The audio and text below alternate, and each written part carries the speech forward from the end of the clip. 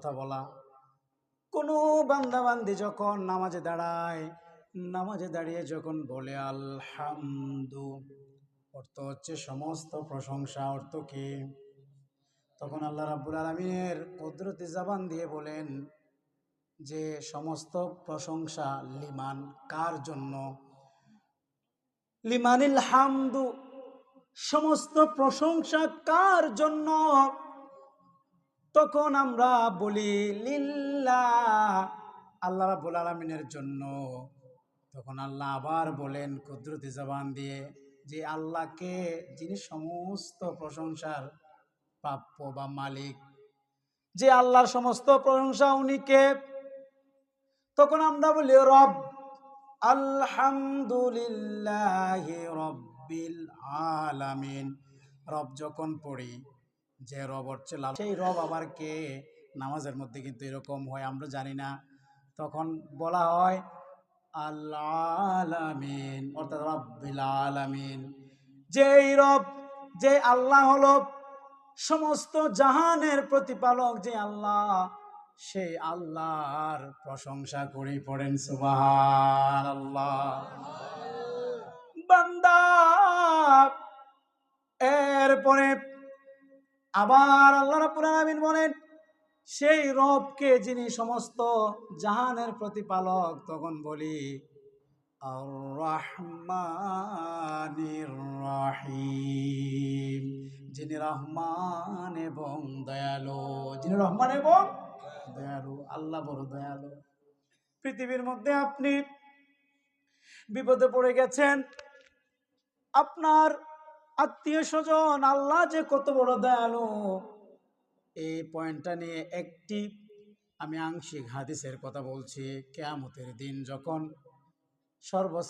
সর্বশেষ জাহান্নামী এই ব্যক্তিটি যখন বিশাল কান্নাকাটি শুরু করে দিবে, কান্না করতে করতে অবশেষে আল্লাহর দয়া চলে আসবে। তখন ওই বান্দাকে ওই জাহান্নাম থেকে একটু, অর্থাৎ জাহান্নাম থেকে তুলে একটু বের করে নিয়ে আসবে। তখন সে আবার কান্না করবে। কান্না করতে করতে শেষ। আল্লাহ রাব্বুল আলামিন বলেন বান্দা, আমি তোমাকে জাহান্নাম থেকে তোমার কান্নার কারণে তোমাকে বাঁচিয়েছি, এখন আবার কাঁদো কেন? কয় আল্লাহ, আমি আর কিছু চাইবো না, দয়া করে আপনি আমাকে আর একটু, ওই যে জান্নাত দেখা যায় ওদিকে আমি যাব না, আমার যাওয়া লাগবে না, শুধু আপনি মেহেরবানি করে আমাকে জান্নাত এবং জাহান্নামের মাঝখানে একটু নিয়ে দেন, বসায়া দেন, পড়েন সুবহানাল্লাহ। আল্লাহ রাব্বুল আলামিনের দয়া, অনেক দয়া, তিনি জান্নাত এবং জাহান্নামের মাঝখানে বসিয়ে দিবেন। বান্দা আরো জোরে কান্না করবেন। কান্না করতে করতে শেষ। আল্লাহ বলবেন বান্দারে, এখন আবার কান্না করছো কেন? তখন বলবে আল্লাহ, আমি ওই যে জান্নাত দেখা যায়, তারা কত সুন্দর, জান্নাতের বাতাস, আমাকে একটু দয়া করে একেবারে জান্নাতের যে চৌকাঠ দরজা, সেখানে আপনি আমাকে নিয়ে দেন, আমি আর কিছুই চাইবো না। পরে আল্লাহ রাব্বুল আলামিন দয়া করে জান্নাতের চৌকাঠের দরজায় নিয়ে যাবেন। তখন বান্দা আবার জোরে কান্না করবে, আল্লাহ মেহেরবানি করে আমাকে আমাকে একটু জান্নাতের ভিতরে, দরজায় যেহেতু নিয়ে আসছেন, আর একটু ভিতরে দিয়ে দেন। এভাবেই আসছে, অনেক লম্বা চড়া কথা।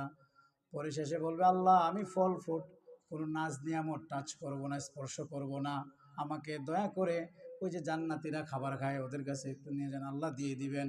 তখন পরিশেষে আবার কান্না করবে, আবার বলবে আল্লাহ, যে আল্লাহ আমাকে জাহান্নাম থেকে, কোথায় থেকে আমাকে জান্নাতের ভিতরে নিয়ে এসেছে, সে আল্লাহ চাইলে তো আমাকে এমনও পারেন যে খাবারের ভক্ষণ করারও তো অনুমতি দিতে পারেন, পড়েন সুবহানাল্লাহ।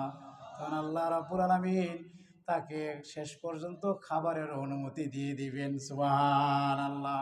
আমার বন্ধুগণ, ওই ব্যক্তিটি আরো জোরে কান্না করে দিবে। তখন বলবে এবার তো কাজ তোমার শেষ, এখন আবার কান্না করছো কেন? আল্লাহ, এত দয়ালু আপনি আগে জানতাম না, যদি জানতাম তাহলে দুনিয়ার মধ্যে যত নেক আমল আছে, যত ভালো কাজ আছে, সব সময় ভালো কাজ করতাম, পড়েন সুবহানাল্লাহ। এরকম কথা অনেক রয়েছে। আল্লাহ বড় দয়ালু, সেই রহমান এবং রাহিমের ইবাদত সমস্ত প্রশংসা করছি। মনে আছে তো কোথা থেকে আসছিলাম? এরকম আল্লাহ রাব্বুল আলামিনের সাথে আমাদের কথোপকথন হয়। সুতরাং এই নামাজটা, এই নামাজ একটি এমন বড় একটি ইবাদত। আপনি গুনাহগার, আপনি বদকার, আপনি জেনা করেন, আপনি মিথ্যা বলেন, আপনি সুদ খান, আপনি ঘুষ খান, সমস্ত কাজ থেকে বিরত থাকতে পারবেন যদি আপনি 5 ওয়াক্ত নামাজ যদি পড়েন। আল্লাহ রাব্বুল আলামিন বলছেন, ইন্নাস সালাতা তানহা আনিল ফাহশাই ওয়াল মুনকার। নিশ্চয় নামাজ, নিশ্চয় নামাজ অশ্লীল এবং পাপাচার কাজ থেকে বাঁচায়া দেয়। বান্দা যদি নামাজ পড়ে, ওই বান্দা গুনার কাজ থেকে বেঁচে যায়। পড়েন সুবহানাল্লাহ। তো যে নামাজ পড়লে শিষ্টাচার শিখা যায়, ভালো হওয়া যায়, যে কাজটা করলে আল্লাহর নবী এত সাত করে, এত ভালো করে মেরাজ থেকে আল্লাহর নবী যে নামাজ নিয়ে এসেছেন, সেই নামাজ পড়তে রাজি আছে কিনা? আছে কিনা? আমার ভাইয়ের আরেকটি আয়াত শুনেন, যারা মোমেন নাল যারা মোমেন, যারা মোমেন কানাস আলাল মুমিনিনা কিতাবাম মাওকুতা। আয়াতটা এরকম যে যারা মোমেন, যারা মোমেন, আমি শুরুতেই বলেছিলাম মানুষ 3 প্রকার হয়ে থাকে। কয় প্রকার হয়ে থাকে? এর মধ্যে 1 নাম্বার হলো মৌমেন। আর যারা মৌমেন, মুমিন যদি দাবি করেন, বাবারা আমার আলোচনা শেষ, হয়তো চলে আসবেন হুজুর, যদি আপনি মুমিন হয়ে থাকেন অবশ্যই আপনি 5 ওয়াক্ত নামাজ পড়বেন।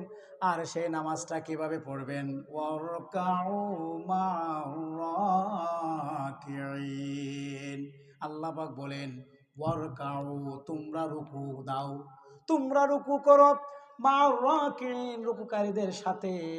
সুতরাং এটা দ্বারা মুফাসসিরিন কেরাম বলেছে আয় আয় আল জামা, অর্থাৎ সেটা তাফসির হলো যে জামাতের সাথে নামাজ আদায় করো। পড়েন সুবহানাল্লাহ। আমার বন্ধুরা, মায়েরা, বাবারা, পর্দার অন্তরালের মা বোনেরা গো, শুনে রাখুন, মানুষ যখন জাহান্নামে যাবে, এই জান্নাতীরা প্রশ্ন করবে, জাহান্নামীদেরকে প্রশ্ন করবে, মা সালাকাকুম ফি সাকর। তাদেরকে বলবে যে ও জাহান্নামীরা, তোমরা জাহান্নামে কেন এসেছো? তখন জাহান্নামীরা উত্তর দিবে যে ক্বালু লাম নাকু মিনাল মুসাল্লিন, আমরা মুসল্লি ছিলাম না। দ্যাট মিনস আমরা বেনমাজি ছিলাম, আমরা নামাজ পড়িনি। আমরা কি করিনি? নামাজ পড়িনি। তার মানে জাহান্নামে যাওয়ার 1 নাম্বার কারণ হলো নামাজ না পড়া। 1 নম্বর কি? নামাজ ছেড়ে দেওয়া। 2 নম্বর হলো আয়াতে এরপরের অংশ, ওয়ালাম নাকুনু তুইমুল মিসকিন, আমরা মিসকিনদেরকে খাবার দিতাম না। মিসকিনদেরকে কি? খাবার দিতাম না। আমি ধনী, আমি বড় টাকাওয়ালা, পয়সাওয়ালা, আমি অনেক মজার মজার খাবার খাই, মজার মজার জিনিস আমি উপভোগ করি, এনজয় করে খাবার ভক্ষণ করি। আমার ঘরের আশেপাশে অনেক গরিব রয়েছে, আমি চাইলে দিতে পারি, কিন্তু মিসকিন, অসহায়, ফকির যারা আছে তাদেরকে আমরা খাবার দিতাম না। এই জন্য আজকে আল্লাহ যে আমাদেরকে সম্পত্তি দিয়েছেন, ওয়া মিম্মা রাযাকনাহুম ইউনফিকুন, আল্লাহ যে বলেছেন ইউনফিকুন, আল্লাহর পথে ব্যয় করো, আমরা আল্লাহর পথে ব্যয় করতাম না। আমরা যারা মিসকিন আছে তাদেরকে আমরা খাবার দিতাম না। 2 নম্বর কারণ জাহান্নামে যাওয়ার। 3 নম্বর কারণ হচ্ছে ওয়া কুন্না নাখুদু মাআল খাইদিন, আর আমরা সমালোচককারীদের সাথে সমালোচনা করতাম। এই সমালোচনা করার কারণে আজকে আমরা জাহান্নামে এসেছি। ওয়া কুন্না নুকাযযিবু হাত্তা আতানাল ইয়াকিন। আর 4 নম্বর হলো আমরা পরকালকে অবিশ্বাস করতাম, মানে বিশ্বাস করতাম না। পরকালের ইয়াকিন আমাদের ছিল না, আমরা পরকাল বিশ্বাস করতাম না। আচ্ছা বলেন তো, এই 4টা কারণ আমাদের অনেকেরই আছে না নাই? বেনামাজের সংখ্যা আমাদের সমাজে বেশি কিনা? জুমার নামাজে দেখবেন অনেক মানুষ আছে, কিন্তু দেখবেন ফজরের জামাতে মানুষ নাই। আছে না এরকম? তাহলে প্রিয় বন্ধুগণ, প্রিয় হাজিরিন, এই নামাজ আমাদেরকে ছেড়ে দিলে হবে না। কারণ এই দুনিয়া খেয়াল তামাশার জায়গা ছাড়া আর কিছুই নয়। আমাদের পূর্বপুরুষ ছিল, আজকে নাই। হ্যাঁ, বাবা ছিল, দাদা ছিল, আত্মীয় স্বজন কত মানুষ ছিল, আজকে নাই। এমন একদিন সময় আসবে, এই দুনিয়া ছেড়ে আমাদেরকেও কবরে চলে যেতে হবে। কথা বলুন ঠিক কিনা?